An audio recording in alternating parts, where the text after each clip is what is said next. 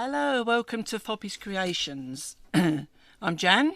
If you haven't seen me before and it's your first time logging on, I attempt to make things basically. I suppose primarily it's sewing, but I do like to try and do other crafts as well.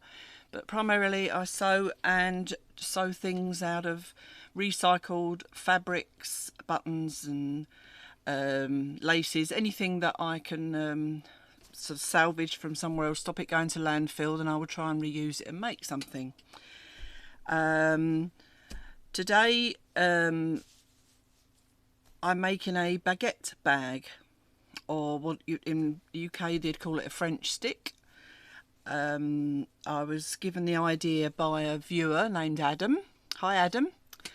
And I wasn't sure on the measurements because obviously baguettes come in different lengths. So what I done, Sharon realised that, my friend Sharon, she realised that she had a baguette bag. So I took the measurements from her bag and now I'm putting it together. The difference with my bag is the outer fabric is a little bit thinner than hers, but what I'm adding is more of a waterproof lining to it. So if you went to get your bread and it was raining, hopefully this would help protect your bread from getting all soggy. And what I use for that, I'm recycling a shower curtain. Sometimes you can find them brand new in a charity shop because not everybody has curtains now, do they? They have shower screens or cubicles. And the fabric I've been given is something, a little batch of fabric that someone gave me a long time ago. So it's not recycled in that way, but it stopped it going to landfill and I'm making use of it. I've cut this piece of cotton that is going to be the channel for my cord to go through. I have cord. This is the one thing that this is new, but I buy it fairly cheaply. But if I can salvage it from other bags and things, I will. But I'm using this cord to go through it, and this is like a bit of strap that's off of a belt that I'm making a handle that I'm not quite sure where I'm going to fit it on yet. I'm assuming I'll put it on the side, because I think if I put it over the top, when you try to take the bread out of the bag, this could well just get in the way. So I have a plan, a step-by-step guide I've written for myself, because this is the first time I've made this, so I'm winging it, you know, to a point, but I've tried to make a plan, so I'm going to try and follow my plan, but I'm not very good at being told what to do, even though it might be by myself. So I might end up going off plan depending on how things flow. So I'm going to follow my plan and see how we get on, and we hope that we get a baguette bag at the end of it. And I'm now going to get myself set up and then I'll be back with you. Okay, first of all I'm going to clip the sides, and according to my instructions I'm clipping and sewing one seam on both the lining and the outer.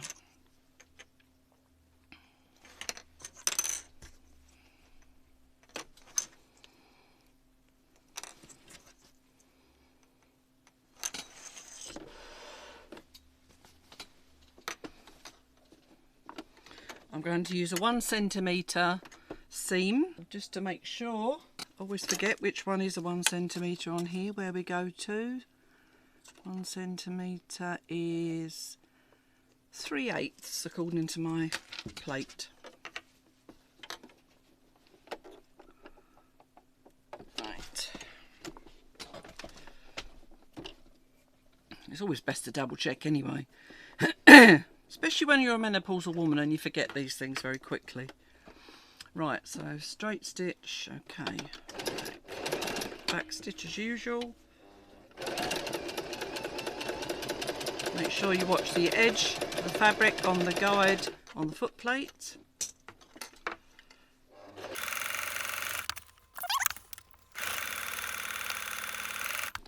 I'm hoping Santa might bring me some sort of better lighting. As you know, I've said before, I need a Velux window in this roof really to give me more light here, and sometimes I look and my videos are a little bit grainy, as Duncan says. But you can see, I think, what I'm doing, and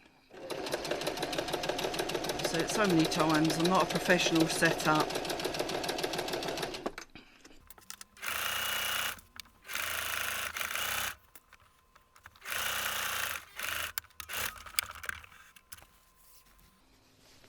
It's one piece done. Now I'll do the lining. You can sew this the same way as you do any fabric, and just to stop it slipping, I'm going to clip it. What I'm going to do once I've done this, according to my instructions, is place both the lining and the outer together. What I'm going to do is then work with the two pieces together as one piece of fabric, and in the hope that that works, it keeps the plastic in place while I'm doing everything else, and hopefully it will keep it neat as well.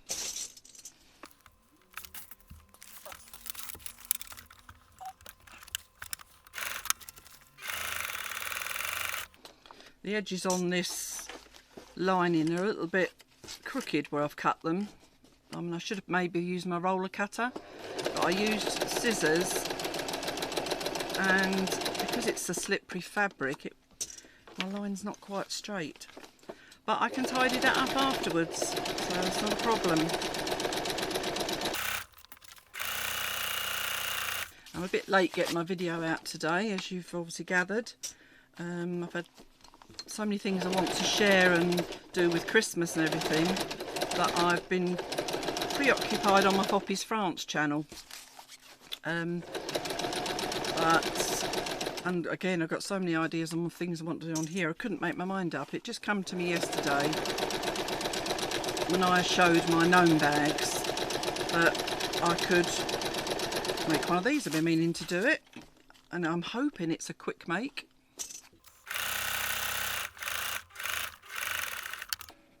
Hopefully you've all been watching on the other channel and enjoying. As I say, as usual, I get some lovely comments, and I've got some lovely loyal viewers, and that's fine. For what it is, it's fine. It's not particularly straight, but it's okay. Right, now I need to push my machine out of the way. I think I'll just tidy that up as I said I would. How are you all getting on with your Christmas preparations? There's not a lot to be done here. What I've had to do this year, because of, as you know, I do grumble about the post and things a bit, only because of Brexit. It's got more expensive, but it just made it more difficult now that I can't make presents for my grandchildren and post them over, because you know, the cost of the postage, you know, I might just as well go and buy them something than make it. I mean, I don't make them things to save money, but because I like them to receive something handmade, but the cost of postage just makes it impossible. It's just not feasible, really. So this year they've all had vouchers, which they, from what I can gather, they seem to be quite pleased about, especially the teenager ones, or near to teenage, because they like to be able to choose something themselves, and that's fair enough. Sometimes I think especially grandparents can end up buying them something that they hadn't even thought of. I do get ideas, but then it wouldn't be the first time if I bought something and I'd already bought it the year before, because I forget to make note. And I think, oh, that'd be a good idea. And a couple of times I've heard from one of my children saying, yeah, it's nice. It's like the one you bought last year. Oh. You do feel a bit foolish. Okay, I'll open this one up.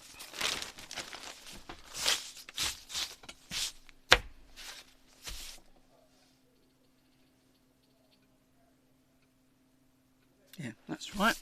Okay. It just took me a little while for the cogs to work there to make sure this was going to work. I'm putting wrong sides together here. I'm going to, just to make sure it stays central, I'm going to put some pins up the centre seam. So bear with me. I'm going to iron flat that seam so it makes it a lot easier to lay that on there flat. I have my measurements here, so I will be putting them on screen for you. See the measurements I've used anyway. Obviously, as usual, you obviously add all your own measurements, however big you want it to be. I think the size of this, you could quite possibly fit in a bigger loaf as well, rather than not just a baguette. But obviously it'll be very lost down at the bottom of the bag, but it does the same job. Yes, considering we're home for Christmas and not actually doing very much, I've been fairly busy, but I'm not, I can't say particularly looking forward to Christmas. It's nice for Duncan and I to have the day together, but both of us, I think, would rather have Christmas with family or friends at least. But obviously, as everybody knows, COVID has made things very difficult and made things, you have to make the most of it, basically, don't you? Yeah, we are just going to have the two of us here. Very often we just have a main, whatever the main we decided this year we're going to have duck, and we'll have some dessert. I'm hoping to get to make some mince pies. For those of you that aren't English and don't necessarily know what mince pies are, but you've probably heard of them, I'd have thought. But anyway, they're quite a nice thing to make just as for snacking or even for dessert instead of the Christmas pudding. We don't always have Christmas pudding. Duncan's not all that keen on it. I love it. Anything with cream, basically, I love, as you can tell. Right, that's that press. Let's put this on top. I don't know, I can see the seam better now if I've opened it up. Oops, sorry, pins are on my wrist. Right, let's pin this there. On the other channel, you anybody that's been watching will know that I've sort of offered out to anybody who wants to share their Christmas tree. They're proud of their Christmas tree this year and would like to show it on YouTube. I'm going to show them on Christmas Eve. So if you haven't seen that and you would like to join in, obviously, you know, there's an email address on my description. There's my email addresses. If you would like to send me a picture of your Christmas tree, I'd love to see it, and I'm sure everybody else would love to. Let me know what country you're from, and I'm just really curious as how how this video is being received around the world and what countries it's been received in. Yeah, I mean, I've got quite a widespread amount of viewers so far, and some people aren't necessarily putting up trees, but they've sent me pictures of their decorations. I've got another lady that she's not at home for Christmas, but she's going to her sisters or her daughters, and she's sent me photos of her tree instead, so it was lovely. Right, now I'm going to serge. So I'm going to serge all around the outside. You don't really need to see that, so I'm going to pause you for a minute and then I'll come back to you. Okay, we're serged all round now. Let's keep the lining and the outer together nice and tidy. And now I'm going to turn 1 centimetre at the top. Tape measure again just to double check. My measurements aren't always correct. I'm going to use clips again because I don't keep putting holes in my plastic part of the lining. Church bells are going, so it's lunch time. I'll have to pause soon and have lunch.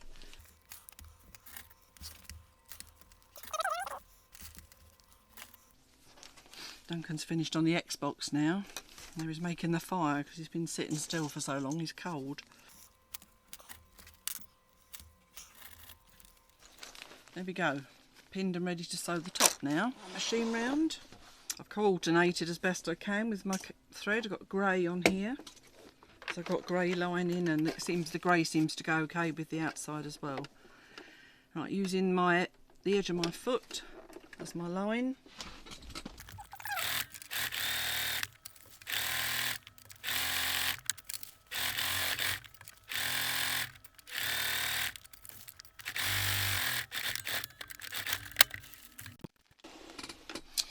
See me sliding that across. That's why I made a pad for my machine to sit on, so I can push it out of the way when I need to. Right. I think, what time is it? Right, I'm going to have my lunch and then we'll continue after I've eaten. Okay, I'm back after lunch. Have some nice tomato soup. See, one thing with soup, it's guaranteed I'm always going to get it down the front of me. So today I put an apron on. I was proven right.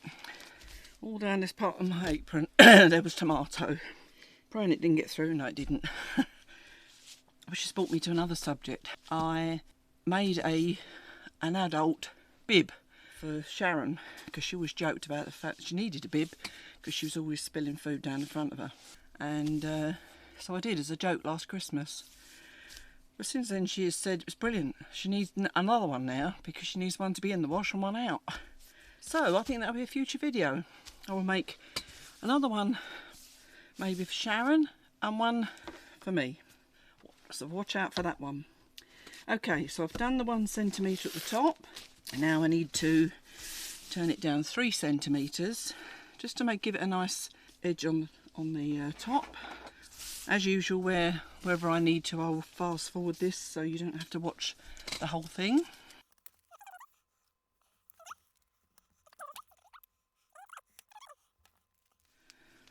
Anything with this sort of thing, I don't think clips would have held it down very well.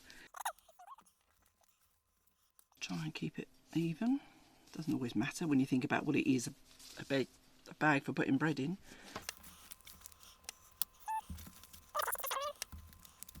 Okay, right, so now we sew that. As I said earlier, I made this so that I could slide my machine around the table if I needed to. Just because of lack of space. If I had room here that I could put another table down, then I would obviously just move to that table. In some ways I quite like the small space because it is literally just moving my chair around to where I want to be. Somebody mentioned this in the comments that they needed to make this one. I actually made it from watching another lady's tutorial. She's been going for a long time and does sewing lessons. I can't remember her name. I'll think of her name, or if I'll let you know, otherwise I'll put it on the screen.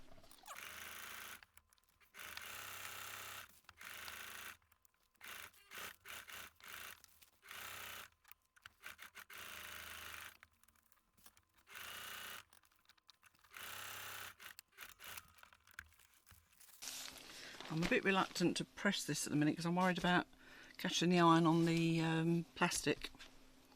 So I'll leave that for now. Right, next stage 2 of your plan, Jan. Done that. Okay, now we need to put this on for the cord. So I'm going to put it just under that so that it just sits neatly just inside. I'm putting pins up the centre in the hope that I might not have to take the pins out when I'm sewing, but if I do, I do. Of course, the adult bibs can be good as well if you've got an adult learning difficulties or a parent with Alzheimer's or something like that, and they're getting a bit of a mess with the food. So those bibs are quite good for them. I see all sorts of bibs made for adults with Alzheimer's and things, and sometimes I saw one recently made from a shirt. Now we're going to sew that on. Keeping the same cotton because it's going to be, doesn't matter on the inside, and the outside is the same stitching as for everything else. Yep, right to the edge of this cord because, this band, because I obviously want the cord to go through easily.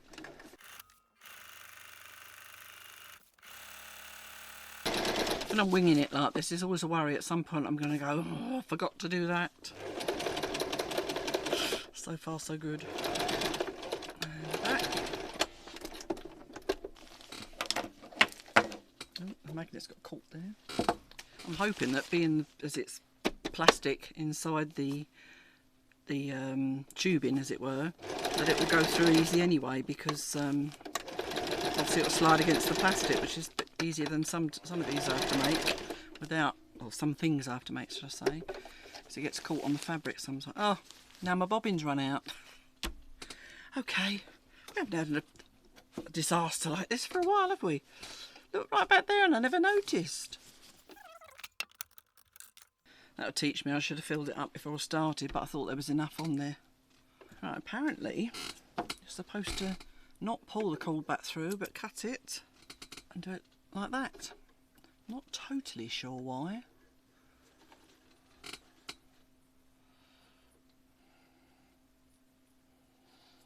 Okay.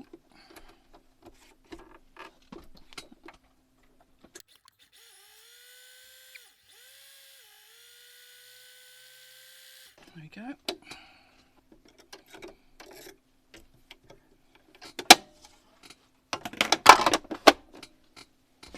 Go again.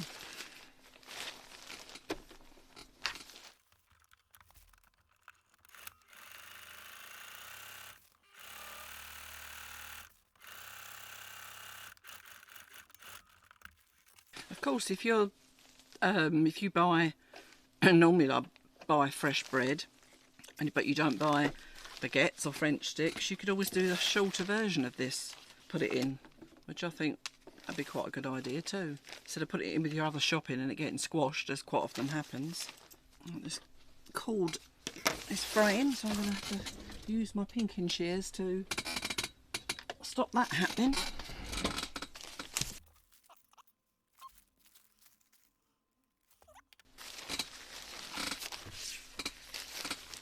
By the way, when I slide this off the table like that, it's not going on the floor. I've got a bin placed perfectly. Right, there we go. So I've got the nice top, so when it is drawn in, the cord goes through there and the top just gathers and it just looks nice on top. Next, I've got to sew right sides together. I've got to sew across the top there, and then after that piece, because obviously I need this open for the cord to go in. There, that'll remind me then to not to put the clip on the end of that. No, it'll remind me not to sew across it. It wouldn't be the first time. Tell myself not to do it and do it anyway. I did think about doing one of my boxed bottoms on here like I do my other bags, and decided it wasn't really needed, which makes it an even quicker make. Okay, so I'm going to start, I think, on the top there, centimetre, which is obviously 3/8 as we've worked out. Right, don't sew across that bit, Jan. I'm doing a few back stitches and that on that bit because sometimes the top like that gets a lot of pulling and shoving, doesn't it? And then continue after the band.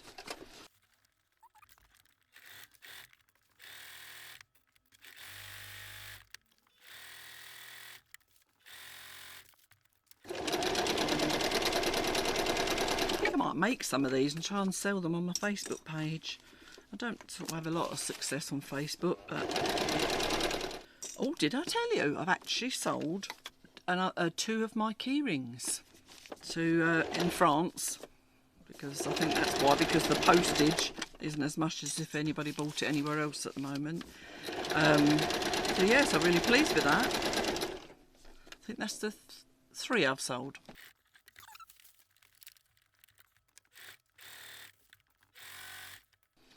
Again, because this is plastic on the inside, normally I would be pressing that open, but I'm a bit worried about melting the plastic, so I'm not going to do that. I think I might go do another row of stitching along the bottom, just for strength really. I think every time you put your bread in, it's dump, and it might just, over time, the stitches might wear through, so if I do this, it'll put that off happening too soon.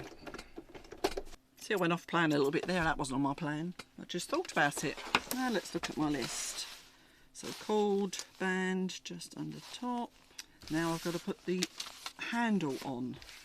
Now, I couldn't really decide where was best to do that, but I do think on this end, because even though I've put pinking shears, or cut it with pinking shears, I'm going to put some fray stop. It's a liquid that you can, some of you might already know, and you just dab it on the edges when it's a fraying edge, and it's sort of like a glue, so it stops it from fraying off. There's my gap for my cord. Right, let's get this the right way round. More threads to cut.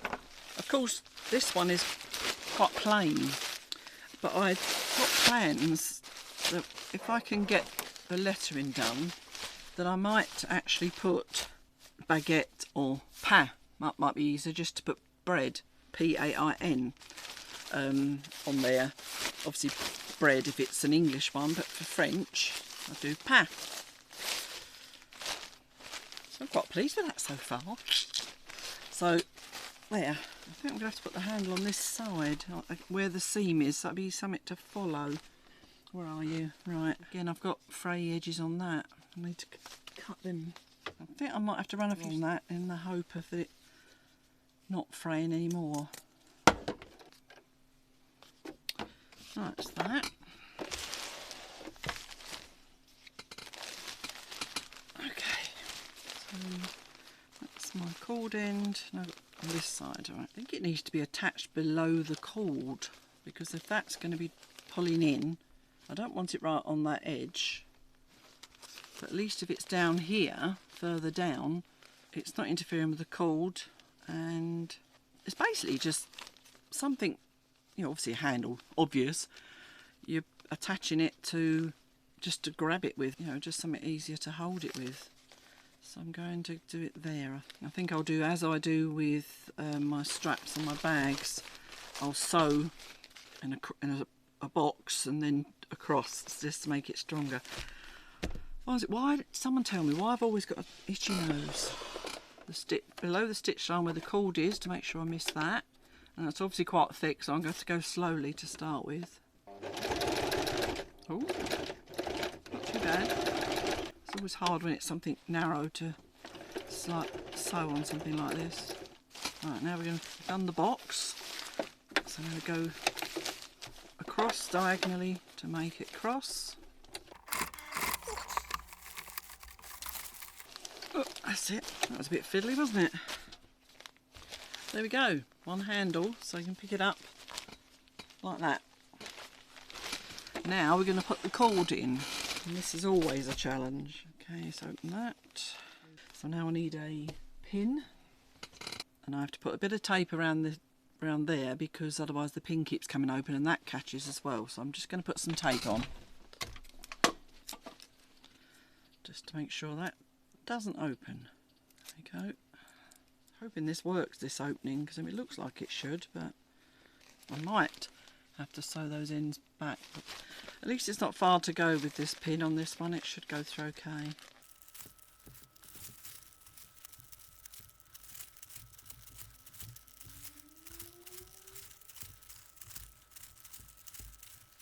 Incidentally, if you watched my Christmas Angels make, my children have now received them and absolutely love them, and have already said about them coming out every year. And one of my granddaughters, bless her, she talks to her when she comes up. She's 6, because they got her on the windowsill, and she talks to her when she comes home. Oh, it's nearly there. There we go. Now we can take the pin off, so undo the sellotape. And now I'm going to have to poke those cords through to the outside. So I'm not happy with that cotton there. It's still fraying, so I'm going to have to put some of that fray stop on there. Right, there we go. Tuck that in tidy. There we go. Look at that. I'm really pleased with that. So what I've got, you see these quite often on bags and coats, these little sort of stopper things. They've got a spring inside. I've tried this before, and I'm not sure that this is going to fit over 2 of them, so I might have to just literally put a knot in this, but I'm going to see how I get on. Let's cut this end off this.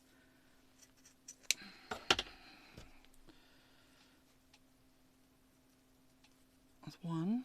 Bought a lot of these off of Amazon, different colours for different bags I've made and things. It might go. It might actually go.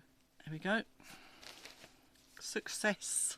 So there we go. So that will stop it going through when it shouldn't. All you got to do is pull that along. There we have one baguette bag. There. Hopefully you'll like that. You'll sort of follow that if you feel like following it, but that's obviously how I make it. Someone out there might do it a different way. As I said, next time I think I might try putting some writing on the outside, but it's perfectly functionable as it is. Yeah, so I don't know if any of you saw in the week that I've been out twice this week to a restaurant. Went on Wednesday afternoon at lunchtime with Duncan. We had a really nice meal, and then we went Friday evening with our French neighbours to a creperie in Mayenne again. There's a Santa in the centre of town, and being big kids really, we took some photos next to Santa and see some of the lights. So I might just insert some of those photos for you to see. And other than that, I'll see you in the next video. As I say, it could well be the bib or whatever. I'm not sure yet, but I'll put a message up on YouTube or somewhere, just to let you know. Okay, well, I hope you enjoyed that, and I will see you next time. Bye.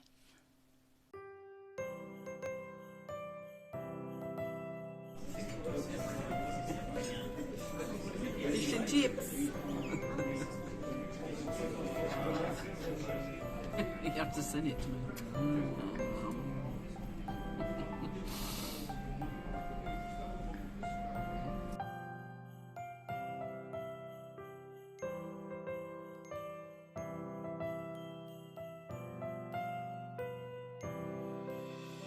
Christmas tree, oh Christmas tree, thy leaves are so unchanging.